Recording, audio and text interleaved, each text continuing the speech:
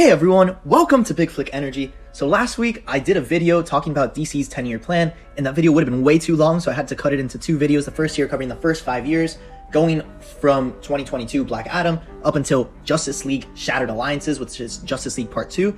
And now this week I'm going to do the next 5 years, which is going to start off with The Outsiders. So The Outsiders is going to be a show which follows up right after Justice League Shattered Alliances, which, to catch you guys up, the 3 end credit scenes for Justice League Shattered Alliances were Batman recruiting a team called The Outsiders.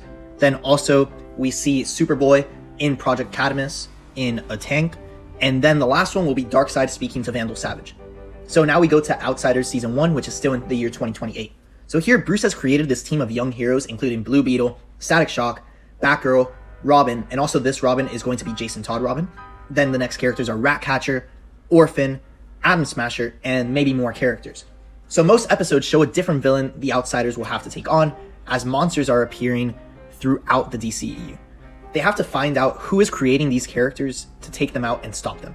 Among these monsters include Man-Bat, Clayface, Beast Boy, who actually later joins the Outsiders, which makes sense. If you've ever seen Young Justice, he's actually the leader of the team. Then they also have to face up against Ultra Humanite, and the ultimate villain, Hugo Strange, and his Monster Men. So they eventually stop Hugo, and in the end credits of the final episode, we see somebody break into the Batcave and steal a file on the computer called Contingency Plan, or just Contingency, as we see this unidentified figure scroll through some of the files on Superman, Cyborg, Static Shock, and Ratcatcher. So the next project is the Batman 3, you just give Matt Reeves control with this universe. Now we move on to 2029, starting with Ratcatcher Season 1. So we're going to give James Gunn control, but at the end of the season, I actually want Ratcatcher to get killed off in an extended epilogue of the show. In this epilogue, we're not going to know who kills her, but we know she's going to die. The next project will be Cyborg. So this film is going to take place on the Watchtower with Cyborg and Martian Manhunter, where Cyborg is still searching through the near infinite knowledge of the ship, and runs into a corrupted file with a piece of Brainiac, meant to attack somebody if they ever took over the ship and replaced Brainiac, by the name of Grid. So it goes in his mind and takes over his body, which sets Grid Cyborg against Martian Manhunter. Grid starts sending out his tech against Martian Manhunter, and the film also sets Cyborg in this digital world with a ton of virtual planets that Brainiac had previously taken over. Cyborg has to travel to the main mind of Grid in this virtual world, and along the way he will face off against aliens from these planets. He'll also meet this character 8-Bit, who's actually a villain for Cyborg, and we may meet him later on. It's not going to be part of this 10-year plan, but later on after Cyborg's story continues. So he has to reach the main mind, and then we go back and we'll see that he eventually has to face off against Brainiac in this world. So Martian Manhunter is about to die in the film towards the end, but Cyborg will defeat Brainiac in the virtual world. The end of the film will show Cyborg get taken over again, but his eyes quickly go to green and again turn back to red. He then gets ready to kill Martian Manhunter, but Manhunter says he feels a very old presence on Earth that just appeared out of nowhere.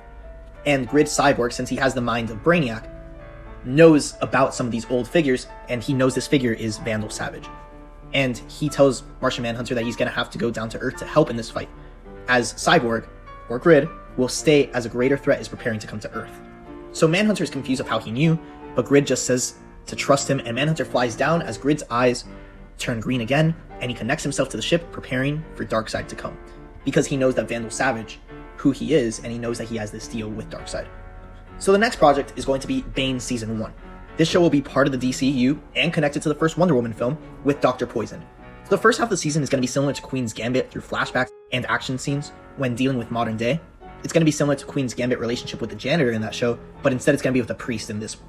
So what we'll see is the Energizer gas used in the film Wonder Woman, which grants the power of the gods in that film, is now in British hands, and the show deals with Bane searching for the drug.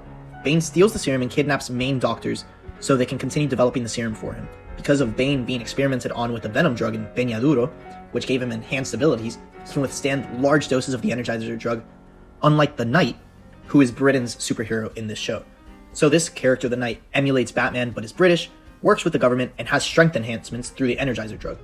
So he's not the most technological character, unlike his son, who may return as Knight in the future DCEU with tech, but rather than drugs.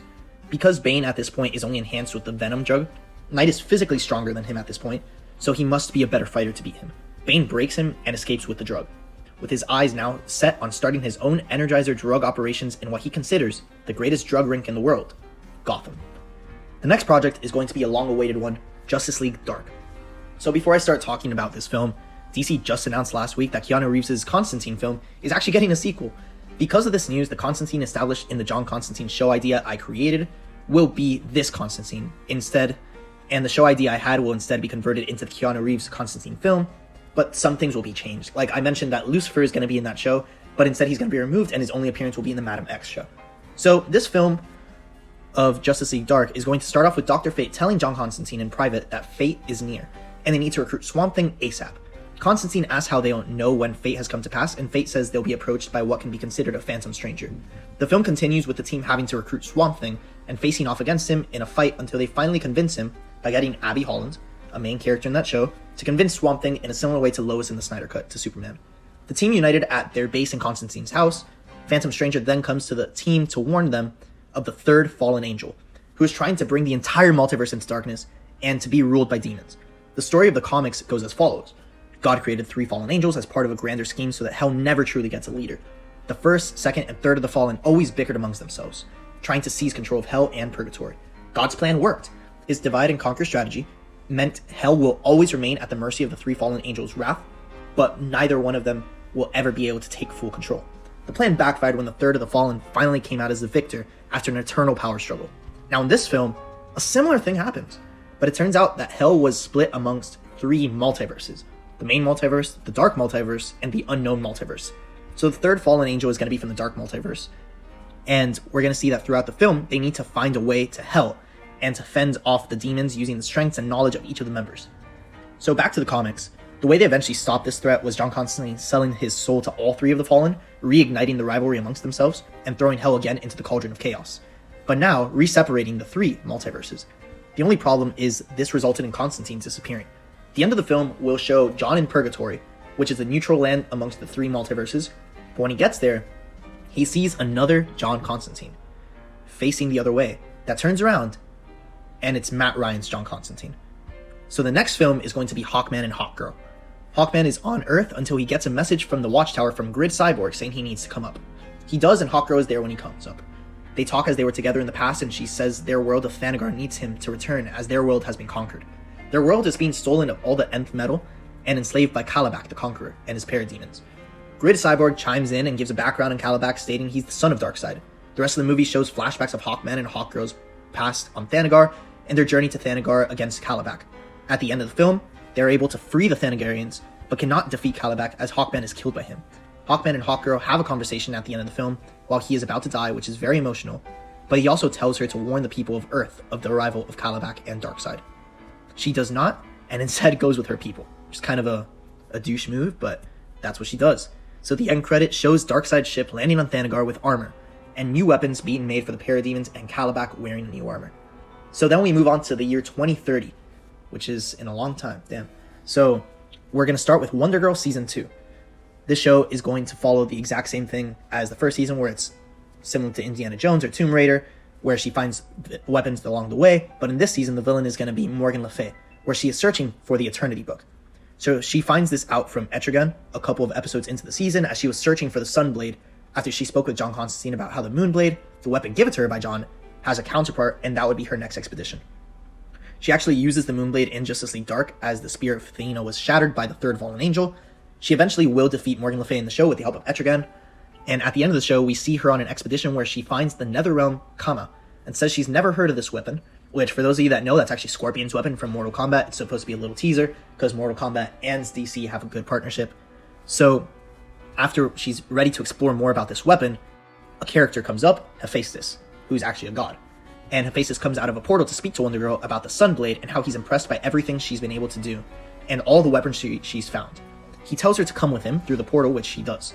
Through the portal, he tells her that despite all his power, she needs some healing ability because she is still just a human. So he gives her a healing amulet, and then says that he has a friend that wants to meet her, and Wonder Woman pops out. The next film is going to be another big event film, the Suicide Squad versus the Suicide Squad. Yep, they're fighting against each other. So this film is going to show the Suicide Squad from the Mongol film taking on Harley Quinn, Bloodsport, King Shark, and Weasel. The first shot is against Weasel, which will be comedic relief. But then after that, Bloodsport finds out and tried to bring the members back together, except for Black Canary since he doesn't know of her case. The first person he looks for is Ratcatcher, who he soon finds out is dead. and he then recruits Harley and breaks down in front of her.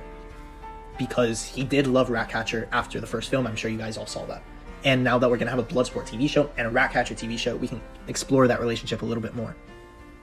So, after he breaks down in front of Harley, he then recruits King Shark and declares revenge on Amanda Waller. Eventually, we do see the fall of Amanda Waller as Bloodsport will kill her. Peacemaker does turn on her also late in the film. Before Bloodsport kills Waller, though, he says he wanted revenge for what they did to Ratcatcher, but she says her team never even found Ratcatcher, which is when he shoots her. The end credit will show Bloodsport looking back at the footage of Ratcatcher's murder and matching the killer's body figure to the figures of all the members they had to fight, but none match. So he's left confused and locks and loads his gun, showing that he is going to find Ratcatcher's killer. So the next project is going to be Lobo Season 1. Lobo's a big character. People have wanted something for him in a while. Sorry, you're going to have to wait for 8 years, but it will be worth it. So this show is going to be fun. It's not going to be anything too special because he's going to be brought back for another project later on. But the first part of the season is going to show Lobo's origin, and eventually we'll see him hunting in the next part of the season. The final piece of the season is him hunting one specific target. I haven't decided on that one target yet, but the end of the show is going to have him be given a new target, and they show the Superman logo, setting him up to fight against Superman. So the next project is going to be Batman Tower of Babel. This is not a film in the Matt Reeves universe. This is a Ben Affleck Batman film. So this will be a murder mystery film as Batman's contingency plans for a ton of heroes have been stolen, and a ton of these heroes are actually getting killed. Among those killed are going to be Ratcatcher, Atom Smasher, Jason Todd Robin, which you know where that's eventually going to go, and more. So eventually Batman finds the killer was Orphan, Cassandra Cain. Partially because she hesitated to kill Batgirl, as they were best friends in the Outsider series. Towards the end of the film, Black Canary shows up to the Batcave where she is being held captive and talks to Cassandra, asking why she did this, and she explains everything about how the League of Shadows kidnapped her and said they would kill her mother, Black Canary, if she didn't take the contingency plans and use them to kill the heroes of the world. So she started with the ones she was closest to. In the end credit, we will see Batman stopping a crime, but Bloodsport will pop up and ask him what happened to Ratcatcher as he found out about his little Outsiders team. Batman tells him he knows who killed her, that they're going to take them down, but they first need to find them. But this lets us know they're going to work together to find the League of Shadows in the future. So sadly, that League of Shadows project will not take place in this 10-year plan. It's something to look forward to after those 10 years, but it's actually going to be the start of a Batgirl trilogy, where the first film is going to be with Barbara, and then the next two films are actually going to go into Cassandra Cain as the main Batgirl of this universe. So the next film is going to be Vandal Savage. This is a film that I actually think is really cool, because I got inspired to do this after I watched The Northman, a film I recommend you all watch.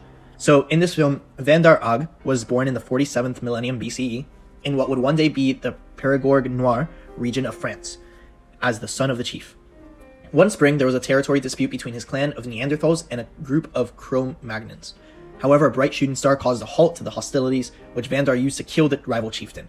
His father claimed the kill, and when the clan went to see the fallen shooting star, his father claimed that too. But Vandar felt hurt, and wanted the acclaim he felt he was due. He killed his father with a strange glowing rock, even as it wrought fearsome changes on his body, and when his clan tried to punish him for the murder, he killed them too. The film continued in showing how he got to where he is today, by working with Darkseid and showing him ruling nations and organizations along with finding weapons like the Swords of Famine. The end of the film will be the same scene we saw before of him speaking to Darkseid in Justice League Shattered Alliances about looking for the anti-life equation, but it then shows him picking up his swords and heading out on this journey. So now we move into 2031, where we have Swamp Thing Season 3, and we're going to give Mark Verheiden control. Next project is going to be Green Lantern Blood and Rage, a sequel to the Green Lantern film.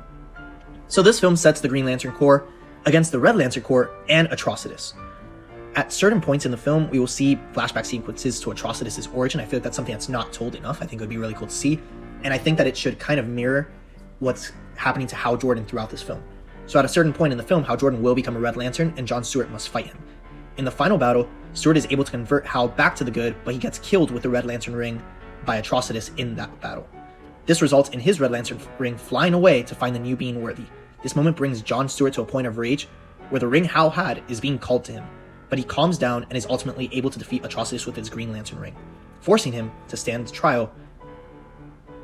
Now, at the end of the film, John Stewart is the main Green Lantern and sole guardian of Earth. In the end credit, we will see where the Red Lantern ring goes, and it'll be to a Volk region by the name of Razer, best known from the Green Lantern 3D animated show and recently in Young Justice. And I'm going to explain later on why I wanted to do this, because I think this character is really cool because of what they did with him in Young Justice. So, the next project is going to be a TV show called Infinite Earths Season 1. So this show is going to be very similar to Marvel's What If, where it's an anthology series of alternate versions of different characters in different universes, and we will eventually see some of these universes in Constantine Zero Hour and Justice League Dark Infinite Frontier, which are two future projects. Now, what I will say is I do not have the exact idea for what these projects in the Infinite Earths TV show should be, but I will make a video in the future talking about what if stories I would want to see for DC. It'll probably be after What If Season 2 comes out.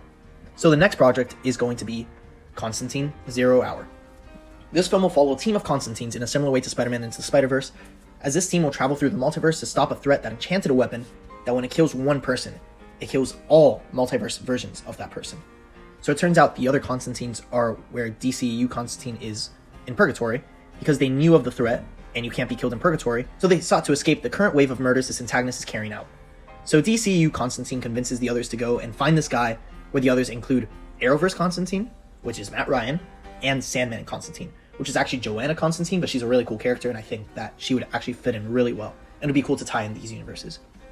However, the dceu Constantine says they need to make this mission quick, or else the Fallen will realize he's gone from Purgatory, and the third Fallen will win the war again, sending the world back into imbalance.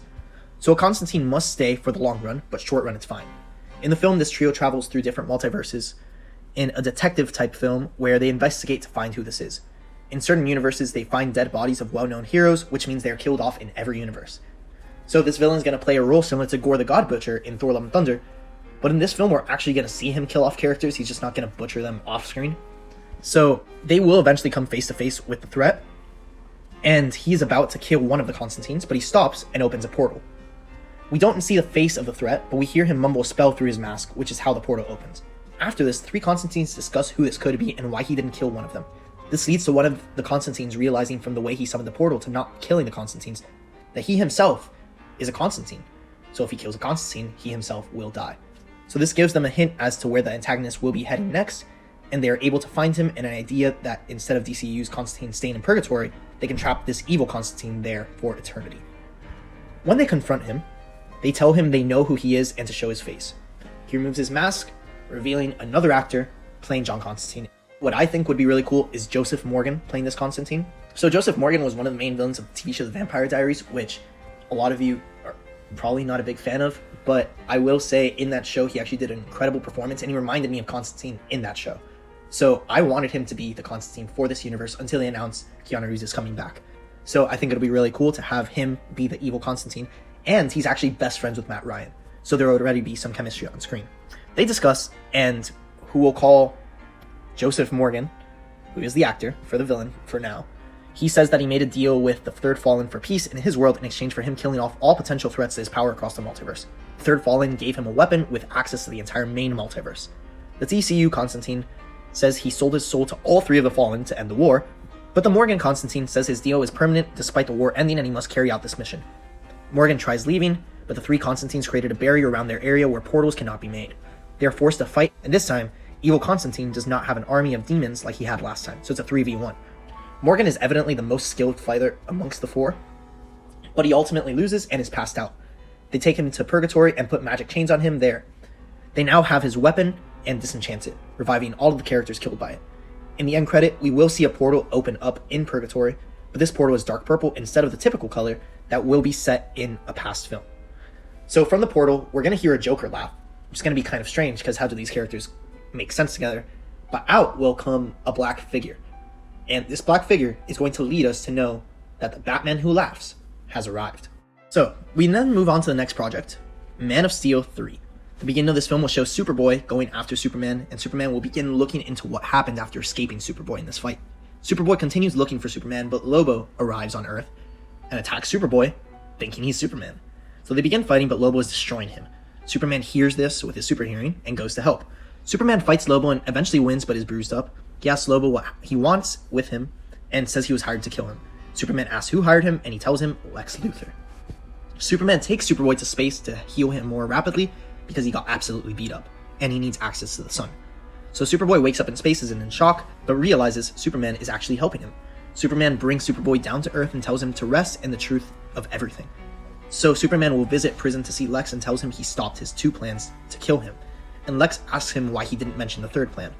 He gives Superman an anonymous hint of what the 3rd thing is, and Superman goes to stop it. So Superman tries to stop it and finds nothing.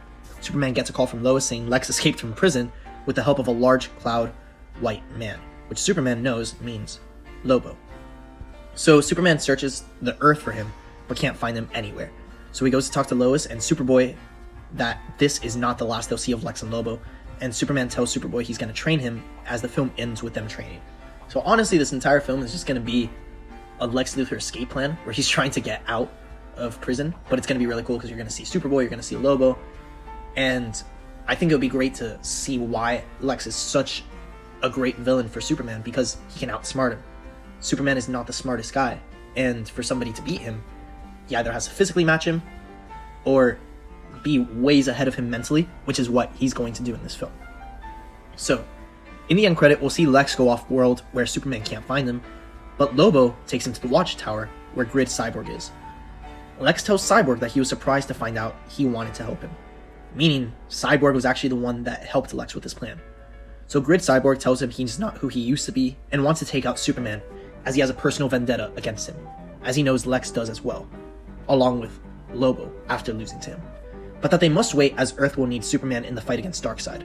In the meantime, he has all the resources he needs on the Watchtower necessary to build a suit to take on Superman for Lex, including kryptonite, which is going to lead into Lex finally getting his Lexo suit. So now we move into 2032 with the film Scarecrow, Kingpin of Gotham. So this is going to be a sequel to Scarecrow, but it's also going to follow the story of Bane in his TV show. So this is going to be a mafia movie, and Bane is going to challenge Scarecrow for the position of Kingpin of Gotham with his own drug, which is taking the black market by storm. So Scarecrow targets their leader, Bane, to make sure he does not lose his power. So I'm not sure who should win the fight yet, nor who I am sure if the loser should die, but one of these guys is losing this film, and it's going to be a really cool film to see. So now we go back into the Green Lantern character, which I mentioned before, Razer, in his own show, Razer Season 1. So in this show, we're going to explore space and the character Razer's mentality as he flips between a blue and a red lantern in a nearly identical copy of the story from Young Justice Season 4, even introducing us to the New Gods, where he ultimately becomes a red and blue lantern in the show. So after becoming one, he goes to the Red Lantern Corps to take out their leadership and become their new leader, as that was his goal throughout the show. So in some ways, the show will resemble that of Aquaman, but a good piece of the movie is training on New Genesis and learning about Darkseid and Apocalypse. In the end credit of the show, he goes to the Green Lantern Corps to warn the Guardians of the coming threat of Darkseid, as the New Gods say they won't help in the war, but they can tell him about it. So when he arrives, all the Guardians are dead, and the core of the planet looks like a wasteland, as we see the symbol of Apocalypse on the ground. So we then move on to the Batman 4, where we will give Matt Reeves control. So I initially wanted to finish everything in this video so I could post a supercut next week, but I realized how long this video already is, and I feel like a good place to stop is actually right here, so that then in the final episode, we can do the last 7 projects, which are all about the grand finale of Darkseid versus the Justice League and versus all the heroes of DC. So I think now is actually a better place to end it. So thank you so much for watching this video. Please let me know what you guys think down below in the comments. See you next time on Big Flick Energy.